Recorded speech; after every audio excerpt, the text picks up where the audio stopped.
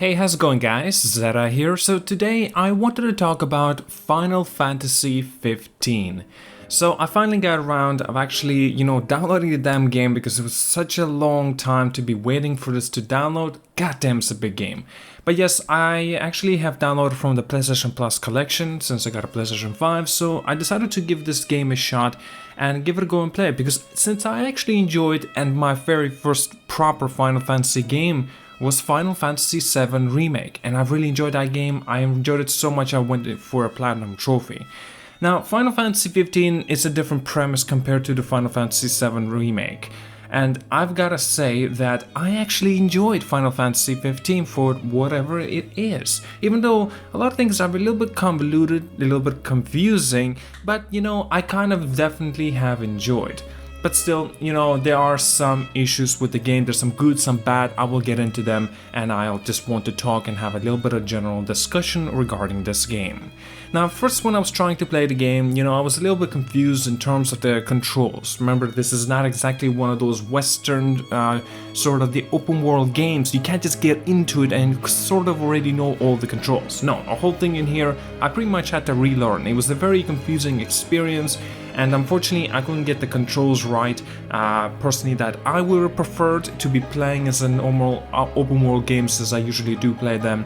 And yes, in this case, it was a little bit difficult for me to get into the game. Like, my first impressions wasn't as, as refined as I would have liked it to be. But after when I did get around and finally got around and understanding the controls and a lot more about the game too, I actually started appreciating it more, and I started becoming like a little bit of a fan of what I was playing as well, and I really enjoyed it. I truly did. I love the way the combat and the powers and the abilities that you have, especially that teleportation whenever you throw a sword. Man, that is so cool. It's so visually appealing as well. It is just simply incredible. But there are some negative sides to that in terms of its combat. It is so flashy, some of the times you just don't have any damn clue what the hell is even going on, especially if there's many enemies surrounding you, because like everything is just special effects and particle effects and stuff like that going around the place. It is difficult to make out of things like what in the world is even happening. Now, the combat in itself is pretty good, I'm not gonna deny that. There are a lot of terms of the abilities, magics that you can use, the spells as such, right? You can create, you can make, you can craft, and I appreciate that as well. If you go around the world, you collect some stuff, resources as well, you can buy anything you want from the shops. But yeah, I enjoyed it. It was definitely a very pleasant experience in terms of its combat. I did not mind it at all. A lot of people say maybe a little bit too finicky in some ways. I can definitely see that as well. But I enjoyed it. Now let's get into the story. I'll be honest and upfront. I didn't quite get a lot of this actually. And it's not like I didn't get any of it, but more like a lot of it.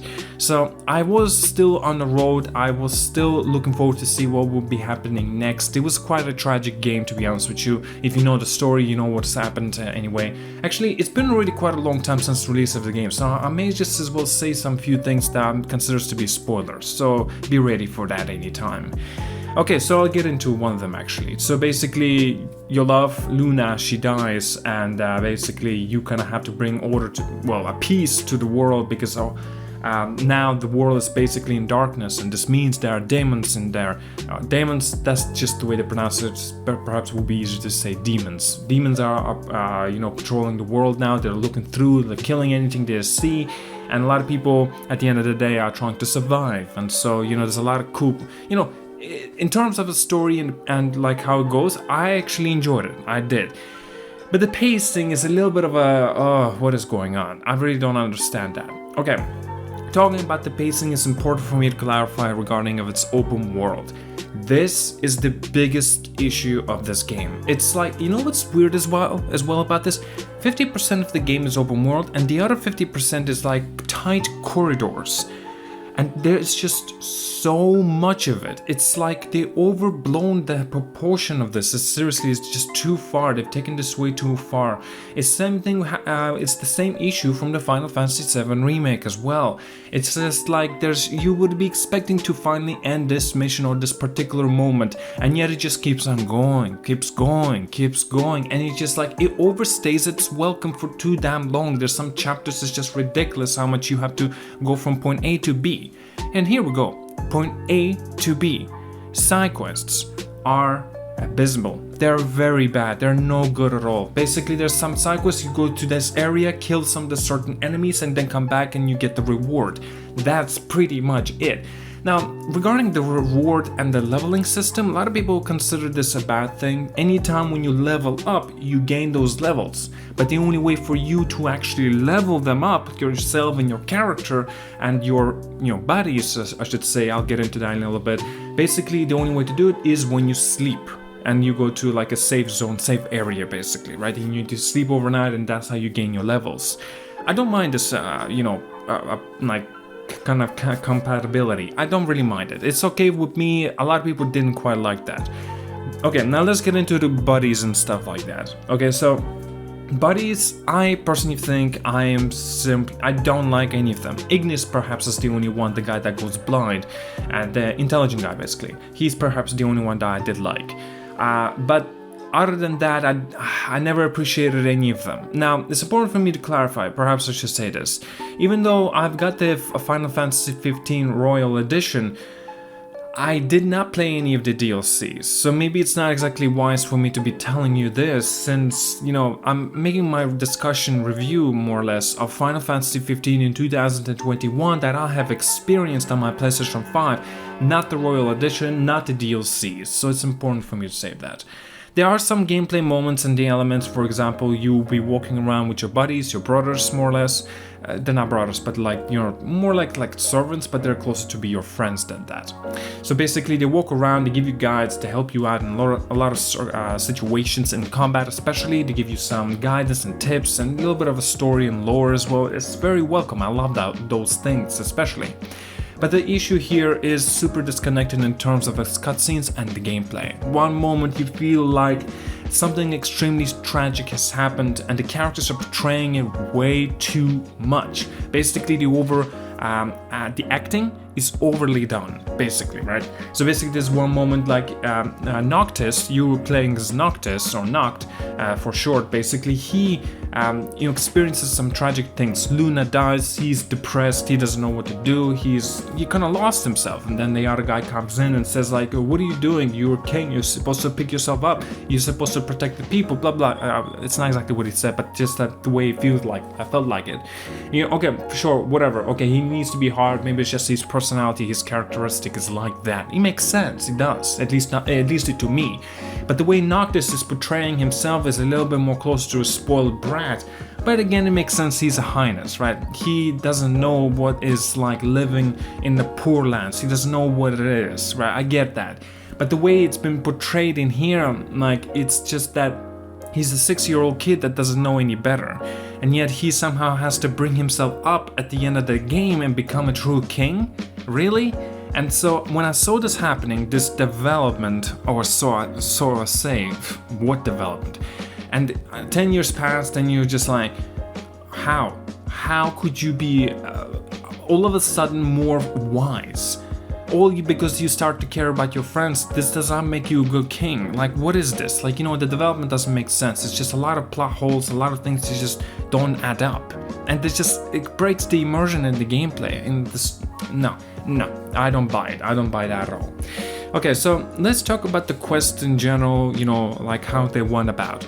Like I've said already at the beginning of the commentary, the game is like 50% open world and 50% fucking basically a corridor walking simulator, or running simulator, I might as well say.